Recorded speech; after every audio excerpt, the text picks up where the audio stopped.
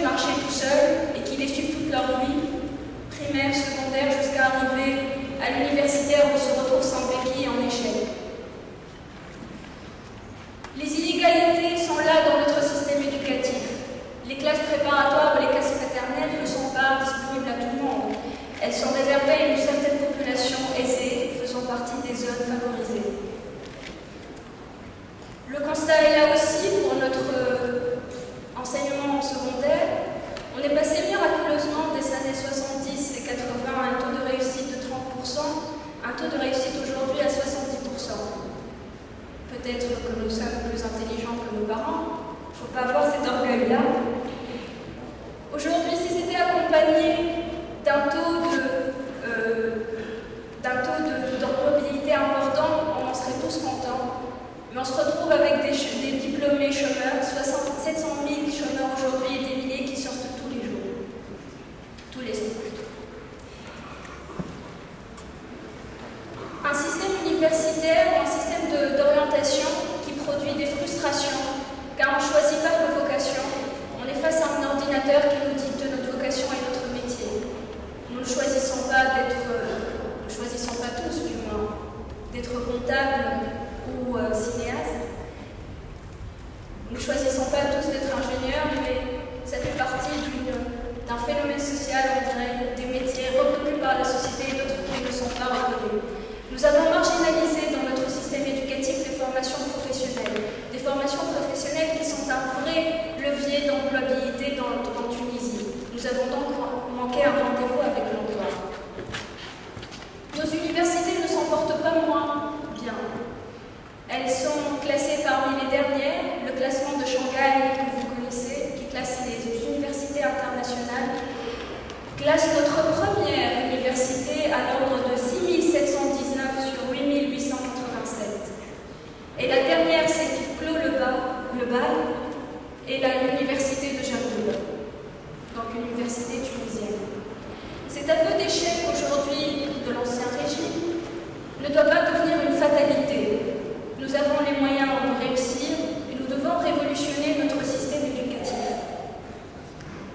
Les réformes que nous proposons à Takato, en premier lieu en primaire, généraliser les classes préparatoires ou les classes maternelles pour tous les enfants, pour donner une chance égale à tous les enfants face à l'apprentissage et face à l'initiation à l'apprentissage.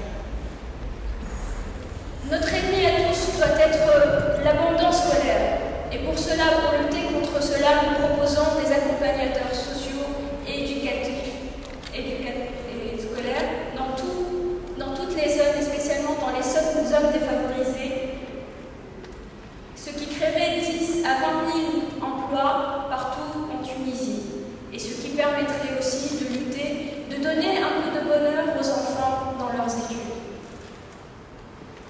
Nous sommes aussi à Takato pour revoir notre programme pédagogique dans les écoles primaires pour donner plus de place à la culture, à la créativité, à l'initiative. N'oublions pas que l'enfant est le père de l'homme et que si nous voulons avoir des citoyens, il faut inculquer ce sens de civisme et ces valeurs dès le jeune âge à nos enfants. Notre réussite, un indice de notre réussite serait de voir nos enfants heureux d'aller à l'école et non pas pleurnicheurs.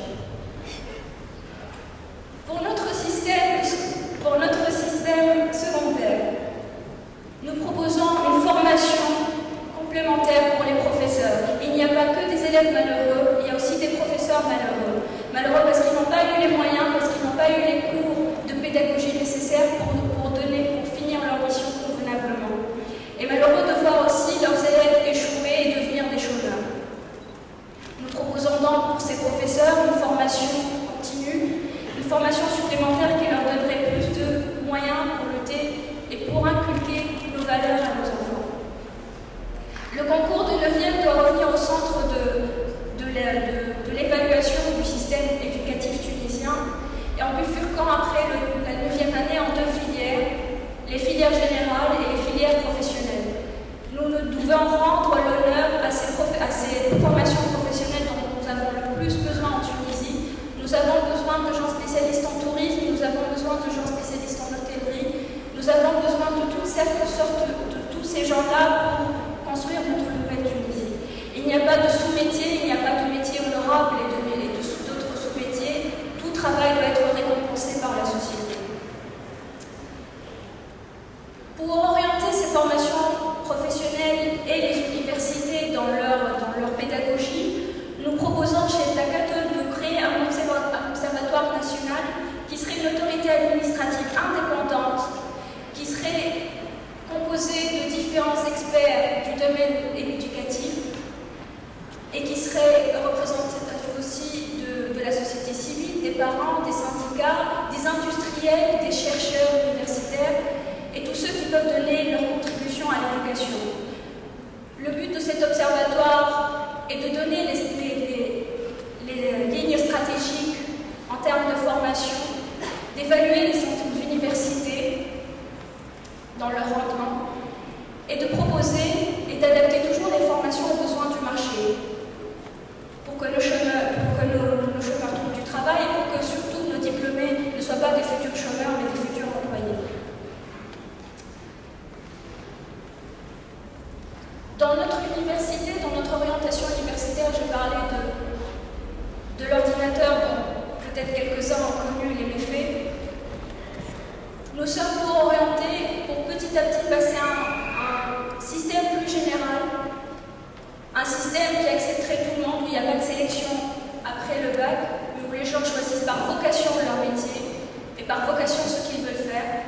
Et nous proposons des filières générales, c'est-à-dire pendant 2 ans, d'insister sur les langues vivantes, sur l'anglais notamment, qui est un critère important aujourd'hui, que les jeunes tunisiens ne maîtrisent pas, sur bien sûr les matières scientifiques ou les matières impliquées dans le choix du métier, mais aussi dans l'informatique et dans la cohésion d'équipe, dans le travail en équipe, tout ce qui peut constituer à la fin de ces 2 ans de quelqu'un d'employable dans une entreprise.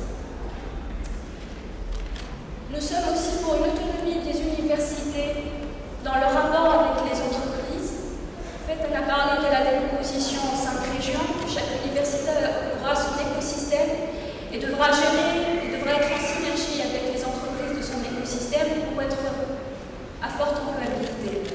Chaque doyen de chaque université, de chaque faculté doit avoir comme seule feuille de route l'employabilité de ses diplômés. Nous ne voulons plus des filières poubelles telles qu'on les a connues dans leur bonne année. Et nous voulons laisser une grande place à la recherche et développement au sein des universités en synergie avec les entreprises. Donc la recherche appliquée au service de l'industrie et des secteurs stratégiques de l'économie, mais aussi la recherche scientifique dont les axes prioritaires seraient fixés par l'Observatoire national. Finalement, toutes ces réformes, c'est pour dire qu'un diplôme, c'est bien, mais un diplôme avec un travail, c'est mieux. Une des raisons de notre échec aujourd'hui, de l'échec de notre système éducatif et de notre système social, est aussi l'absence de culture. Je viens d'une ville où j'ai jamais été au cinéma. Pourtant, c'est la 2e plus grande ville de Tunisie. Nous n'avons pas eu de culture et comme l'ont dit avant moi, Ben Ali était une ère d'ignorance. Pour remettre la culture au centre de la Tunisie, au centre des Tunisiens, la première chose, c'est de redonner le droit aux Tunisiens à la liberté d'expression. Et la première mesure, c'est d'arrêter la censure. Nous sommes chez Takaton contre toute forme de censure. L'État doit être garant de la liberté d'expression, de la créativité et de l'initiative. Aussi, il faut donner aux artistes le moyen de vivre par leur métier, et donc il faut préserver leurs droits et leurs droits d'auteur. Aussi, nous ne pouvons pas construire notre futur si on ne connaît pas notre passé. Donc il faut renforcer nos institutions culturelles pour qu'elles soient témoins de notre présence dans l'histoire et témoins pour les générations futures. Et dernier point, nous devons rendre surtout la culture accessible à tout le monde, partout, à tous les Tunisiens. La culture doit être un droit dans la nouvelle Tunisie.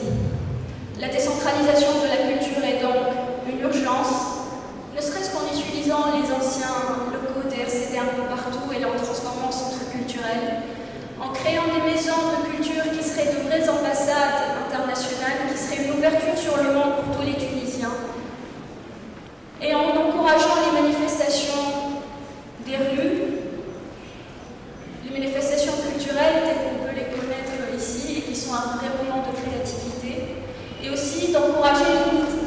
l'occurrence des différentes manifestations culturelles, des différentes expositions de musées.